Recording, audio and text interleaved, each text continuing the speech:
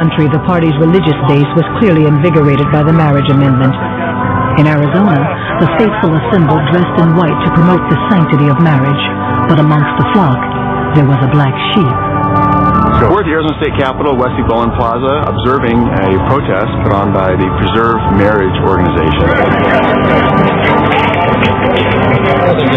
One speaker was Len Munsell, who has been a thorn in my side since the very beginning. Who's happy to be here playing hooky today? My name is Len Munsell. I'm the president of the Center for Arizona Policy. He frequently sends out emails to his group that are pretty nasty about me. We are not here out of anger or hatred. They already know what every major religion and culture in the history of the world says about what they're doing. They don't need to hear it from us. It's scary that there's so many people that have this opinion. And then in Genesis chapter 2, the thought that God had, the moment He created the woman, is that He would bring the man and the woman together and the two would become one flesh. She would become His wife, and He would become her husband. Married people have reduced rates of alcoholism and substance abuse, and the highest rate of domestic violence for women occurs in lesbian relationships. Mostly I was laughing to myself through most of the comments because they were ridiculous and silly. They don't mean to be hateful, but they're so hateful they can't see it in themselves. And you look at some of the signs they were carrying, homosexuals have the right to get married to someone of the opposite gender. You need to avoid the situations that bring about those homosexual tendencies. Yeah, that could have been me 20 years ago or even 15 years ago. I was raised fundamentalist Mormon. My father was a bishop when I was growing up. The Mormon Church does not accept homosexuals or homosexual behavior, and the church prohibits any kind of sexual behavior until marriage, including masturbation. And so, of course, for gay people, that means you can't do anything ever. Once I accepted that homosexuality is not a sin in the eyes of God, I had to decide that, the church must be wrong. That was essentially the beginning of the excommunication from the church.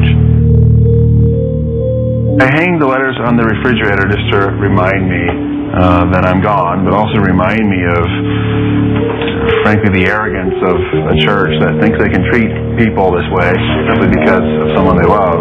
By this action, the effects of your baptism are canceled, your priesthood withdrawn, and all blessings that have been previously pronounced are suspended. See, it's right next to my picture of George Bush and the First Lady, of course. So I probably should take down. A few weeks later, Steve was invited to meet with rally organizer Len Munsell to air their differences on the marriage issue. Well, here we go. Kind of like Nixon going to China. That is Len. What are you doing? So you were filming. Well, no, I was lost. Oh, okay. So you got that on film? Yeah, that I was lost. Is that a hidden message? Why a man and a woman versus a man and a man? Because we've got thousands of years of talk about teaching, today, and we have social science evidence today that's the best environment for raising children. Okay. That men are healthier and happier in a marriage relationship. That women are safer in a marriage relationship. All of these things are well documented by the social science. By junk science paid by James Dobson, who's a bit of a... That's not true at all. Yes, it is, simply not true. We've got... Come on, your scientists have been repudiated for many, many years. No, marriage is between a man and a woman. That's what it is. That's the definition of marriage. It's bringing together two different gender characteristics into one union that has the ability to create children. Guess what? And gay men and lesbians have children all the time. How do they do that? Do they do that on? Do they the do same that? way a lot of heterosexual people do? Is the union of a male and a male able to produce children? Is the union of a woman and a woman able to produce children? You guys are obsessed with sex. And you need to get over it. Okay. I don't know what's going on. All of you guys need to get over the discussion of sex. The issue really is about civil rights. As a leading Republican, are you going to support President Bush? I supported Bush in 2000, and worked for him. I believed in him.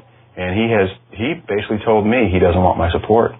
You said when you ran for office that you were a conservative and that you were pro-business, anti-tax, so none of those things matter? How about national security? Those things do matter. As you know, I've said you were in the wrong party for many years. On June 5th, the log cabin were momentarily united in grief over the death of President Reagan, seen as an icon of the party's golden age. He inspired us as an American people in a way that no president in my lifetime has done, and no one since Kennedy, if even that. President Reagan, President Bush never took their suit coats off in that office for the respect of that. Carter did. He would wear sweaters. Bill Clinton, T-shirts and jeans. Pizza boxes all over the White House. What a disgrace.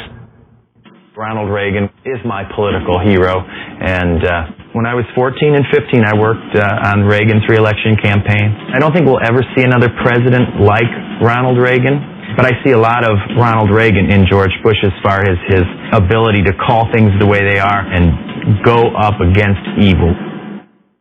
Right now we're on our way to the Ronald Reagan Presidential Library and Museum up in Simi Valley, California. I come every year for President Reagan's birthday. The first time I actually physically was in his presence was in a rally in 1984. He appeared just the same as you saw him on television. The funny thing is people always talked about President Reagan as though he dyed his hair and yet he never did dye his hair. That was his hair color. And he was a very fit man for an older gentleman. It's a museum, basically, of Reagan. Most presidents have them. Clinton's is actually going to be really cool because it's going to have an adult bookstore in it, too.